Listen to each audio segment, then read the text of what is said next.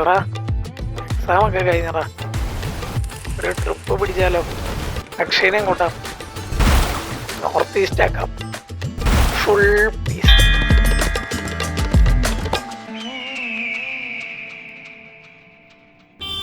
Bangalore, the silicon valley of India.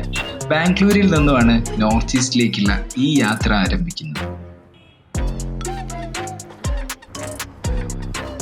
3.5 മണിക്കൂർ fly ചെയ്ത് ഗുവാഹട്ടി എത്തി. ഗുവാഹട്ടിയിൽ നിന്നും റെന്റിനൊരു കാറും എടുത്തു. കാമാക്യ ടെമ്പിളിലേക്കാണ് എയർപോർട്ടിൽ നിന്നും ആദ്യം പോയത്. ഇത് ഇന്ത്യയിലെ ഏറ്റവും പഴക്കം ചെന്ന അമ്പലങ്ങളിൽ ഒന്നാണ്. കാമാക്യ ദേവിയെയാണ് ഈ അമ്പലത്തിൽ ആരാധിക്കുന്നത്. നമ്മുടെ നാട്ടിൽ ആർത്തവം അശുദ്ധിയാണെങ്കിൽ ഈ അമ്പലത്തിൽ ആർത്തവം ആഘോഷമാണ്.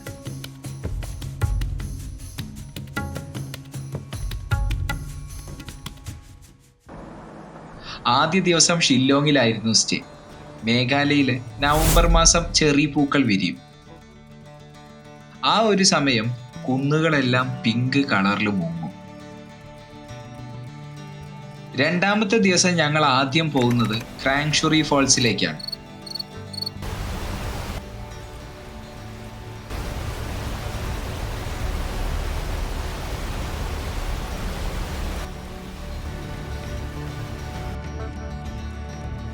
ഇവിടത്തെ വെള്ളം ഭയങ്കര ക്രിസ്റ്റൽ ക്ലിയർ ആണ്. അതുകൊണ്ട് തന്നെ അവിടെ എത്തിയാൽ വെള്ളത്തിലേക്ക് എടുത്ത് ചാടാതിരിക്കാൻ കഴിയില്ല. ഇവിടെ നിന്ന് കുളിയൊക്കെ കഴിഞ്ഞതിന് ശേഷം നേരെ പോകുന്നത് ഡൗക്കി റിവറിലേക്കാണ്. റിവറിലേക്ക് എത്തിയപ്പോഴേക്കും സൺസെറ്റ് ആയി തുടങ്ങിയിരുന്നു. ആകാശമൊക്കെ ചുവന്ന പെയിന്റ് അടിച്ച പോലെ കാണാം.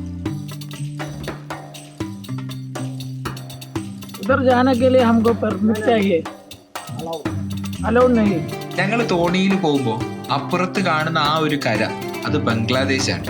ഇന്ത്യയിൽ നിന്നുകൊണ്ട് മറ്റൊരു രാജ്യത്തേക്ക് നോക്കുന്ന ആ ഒരു അനുഭവം അത് മറക്കാൻ പറ്റാത്ത ഒന്നാണ്.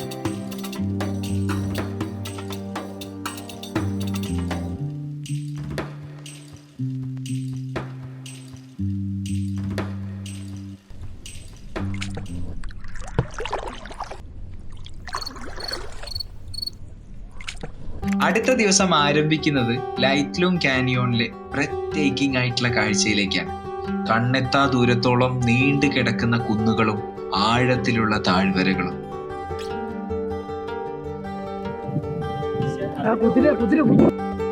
ഞങ്ങൾ ഈ കാഴ്ചകളൊക്കെ കുതിരപ്പുറത്ത് കയറി ഒന്ന് എക്സ്പ്ലോർ ചെയ്യാൻ തീരുമാനിച്ചു.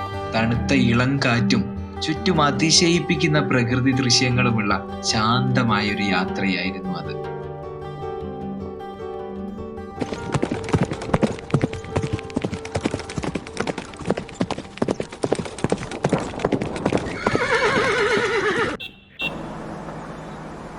അടുത്ത യാത്ര അധികം ആരും ചെന്നെത്താത്ത ഒരു ഹിഡൻ ജെമ്മായ ലൈറ്റ്മാസിയോങ് നാച്ചുറൽ പൂളിലേക്കാണ്. ഇങ്ങോട്ടേക്ക് എത്താൻ ഏകദേശം 45 മിനിറ്റ് ട്രെക്ക് ചെയ്യേണ്ടതുണ്ട്.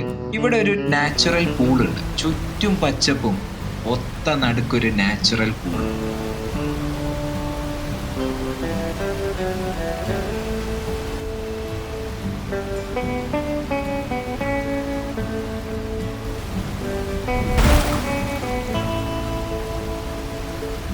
അവിടെ നിന്ന് ഞങ്ങൾ ഷില്ലോങ്ങിൽ നിന്നും വന്ന കുറച്ച് കുട്ടികളെ പരിചയപ്പെട്ടു. +2 അവർ പഠിക്കുന്നത്. എക്സാം കഴിഞ്ഞപ്പോൾ എല്ലാവരും കൂടെ ഒന്ന് എൻജോയ് ചെയ്യാൻ ഇറങ്ങിയതാണ്. അങ്ങനെ സന്ധ്യയായപ്പോൾ അവിടെ നിന്ന് തിരിച്ചു വരുന്ന വഴിയാണ് ഈ കാണുന്നത്.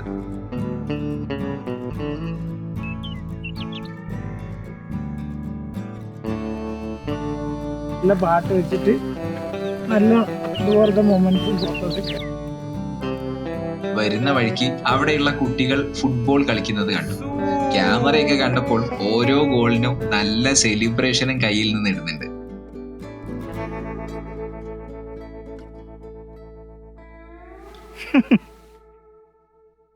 അടുത്ത ദിവസം ഒരുപാട് ട്രക്ക് ചെയ്യേണ്ട ഒരു ദിവസമായിരുന്നു. ആദ്യം പോയത് സിംഗിൾ ഡെക്കർ ലിവിംഗ് റൂഫ് ബ്രിഡ്ജിലേക്കാണ്. ഫൈക്കസ് ജീനസിൽ പെടുന്ന മരങ്ങളുടെ വേരുകൾ കൊണ്ടാണ് ഈ പാലം ഉണ്ടാക്കിയിരിക്കുന്നത്. ഏകദേശം 500 വർഷം പഴക്കമുള്ള പാലമാണിത്.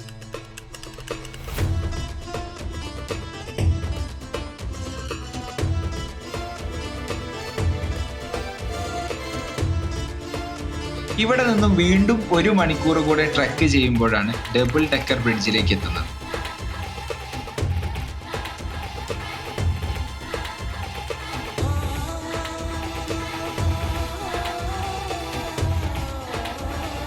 അവിടെ നിന്ന് ഏകദേശം ഒരു അരമണിക്കൂറും കൂടി ട്രെക്ക് ചെയ്താൽ ബ്ലൂ ലഗൂൺ എന്ന വാട്ടർഫോളിലേക്ക് എത്തും.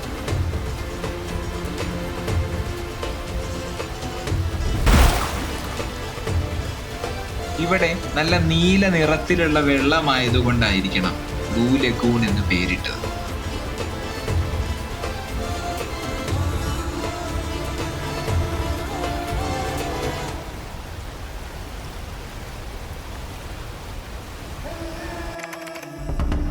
അടുത്ത ദിവസം ഞങ്ങൾ ആദ്യം പോയത് ആർവ കേവ്സിലോട്ടാണ്. ഈ ഗുഹയുടെ ഇടുങ്ങിയ വഴികളിലൂടെ നടക്കുമ്പോൾ ചുണ്ണാമ്പ് കല്ലുകളിൽ പതിച്ച ഫോസിലുകൾ ഞങ്ങൾ കണ്ടു. ഓരോ ഫോസിലിനും ദശലക്ഷക്കണക്കിന് വർഷങ്ങൾ മുൻപുള്ള കഥകൾ പറയാനുണ്ടാവും.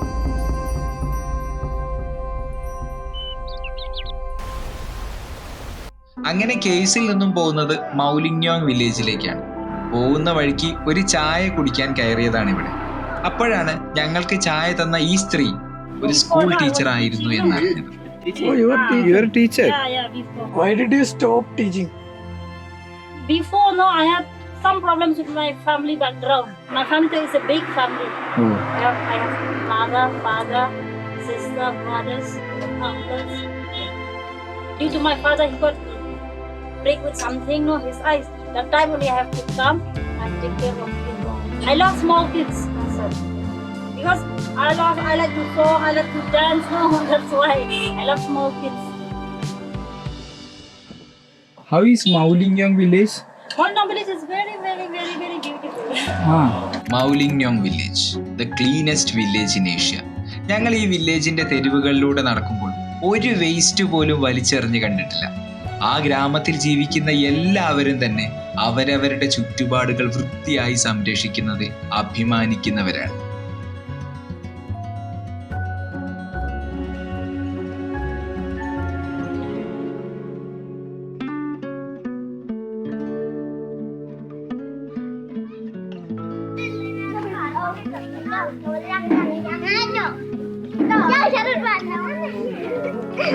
ഇന്ന് ഞങ്ങൾ സൊഹറ, അതായത് ചിറാപുഞ്ചിയിൽ നിന്നും കാസിറംഗ നാഷണൽ പാർക്കിലേക്ക് യാത്ര പോവുകയാണ്.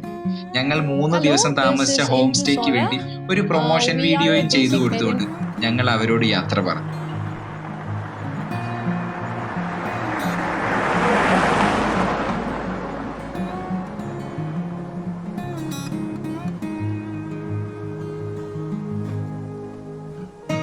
പോകുന്ന വഴിയിലാണ് ഷില്ലോങ്ങിലുള്ള വാട്സ് ലേക്ക്. അവിടെ ചെറി ബ്ലോസം നന്നായി കാണാൻ പറ്റുന്നതുകൊണ്ട് കുറച്ച് സമയം അവിടെ ചെലവഴിച്ചു.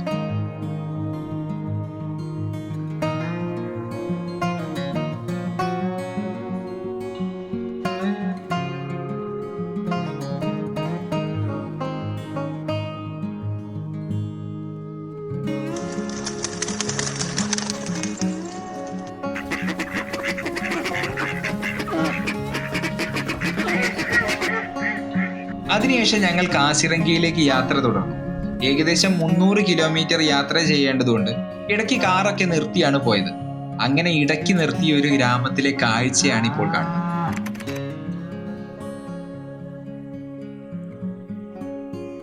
ഏതോ പേരറിയാത്ത ഒരു ആസാം ഗ്രാമം.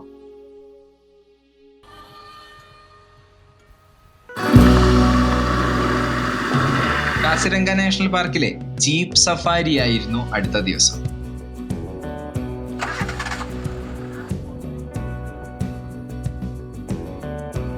സഫാരി തുടങ്ങുന്നതിന്റെ മുന്നേ തന്നെ ഒരു ബൈനോക്കുലർ ഞങ്ങൾ വാടകയ്ക്ക് എടുത്തു. വൺ ഹോണ്ട് റൈന ഉണ്ട്, അതാണ് ഇവിടുത്തെ ഫ്ലാഗ്ഷിപ്പ് സ്പീഷീസ്. അതായത് ഈ നാഷണൽ പാർക്ക് പ്രൊട്ടക്ട് ചെയ്യാൻ കാരണം അതിന്റെ പേരിലാണ്. സൽമാൻഖാന്റെ മാനയെ പിടിച്ച മാന ടൈഗർ അല്ല, അത് മീനാ ആ സൈഡില്.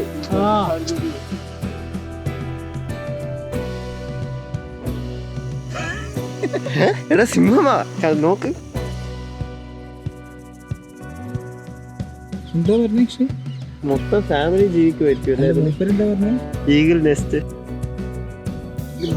കണ്ടോ അത് കുഞ്ഞു കുഞ്ഞു കണ്ടോ അത് ഫോട്ടോ കിട്ടിയിരുന്നത് സൂപ്പർ. ഈ കുട്ടികളെല്ലാത്തിനെയും കാണാൻ രസമല്ലേ. ഒരു കാട്ടുപന്നി ചത്ത് കിടക്കുന്നതാണ് കാണുന്നത്.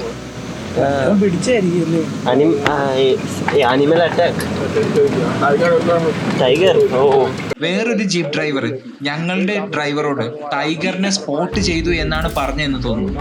കാരണം അത് കഴിഞ്ഞപ്പോൾ ഞങ്ങളുടെ ഡ്രൈവർ ഞങ്ങളോട് ക്യാമറയും ബൈനോക്കുലറും ഒക്കെ റെഡിയാക്കി വെക്കാൻ പറയുന്നുണ്ടായിരുന്നു.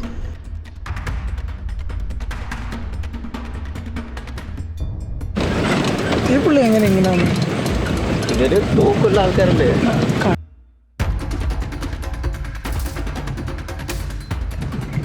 ടൈഗറിന്റെ കുട്ടീനൊക്കെ കണ്ട സൂപ്പർ ആയിരിക്കുമല്ലോ. അതാകുമ്പോ പിന്നെ വല്ലാതെ പേടിക്കണ്ടേ. പിടിച്ചോണ്ട് പോവാം. പാപ്പം തിന്നാൻ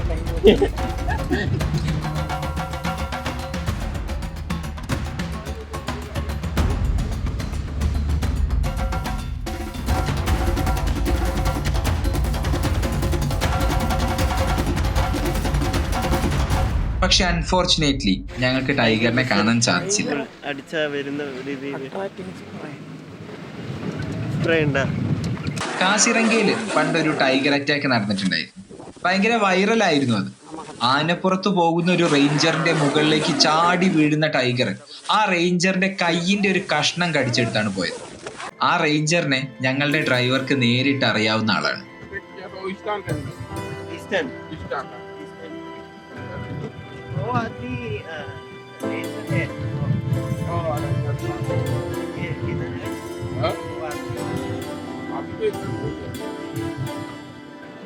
वो आदमी सेफ है ना? वो रेंजर फर्स्ट टाइम था. പുള്ളിക്കും ഇതുപോലെ ഒരു അനുഭവം ഉണ്ടായിട്ടുണ്ട്. ടൈഗറിന്റെ അടുത്തുനിന്നല്ല, ഒരു റൈനോ അറ്റാക്ക് ഉണ്ടായിട്ടുണ്ട്. गाड़ी में आके धुंधा मारा था, फिर चला गया.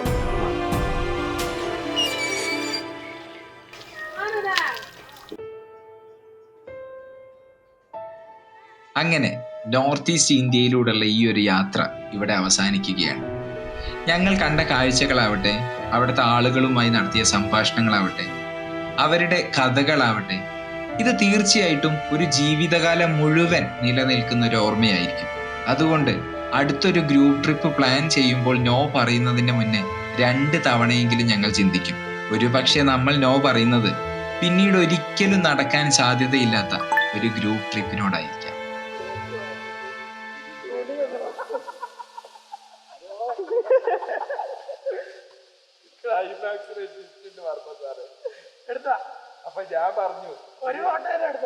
എന്താ ട്വിസ്റ്റ് എന്താ ഞാൻ കേട്ടില്ല.